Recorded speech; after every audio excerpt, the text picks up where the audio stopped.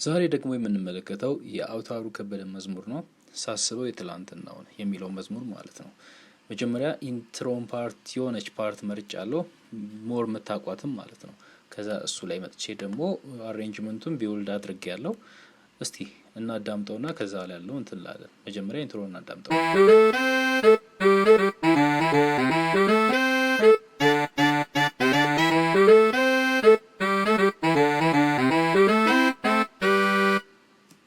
ኢንትሮ ፓርት እንግዲህ ይሄን ይመስላል።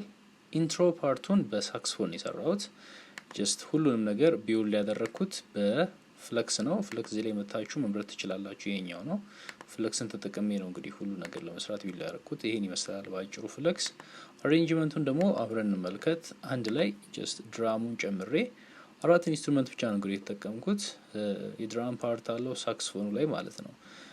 ከዛ ላ ቤዝ አለው፣ ከዛ ላ ፒያኖ አለው። ጀስት ሬጌ አይነት ቢት ስለሆነ ማለት ነው። ምን እንደሚመስል እናዳምጠውና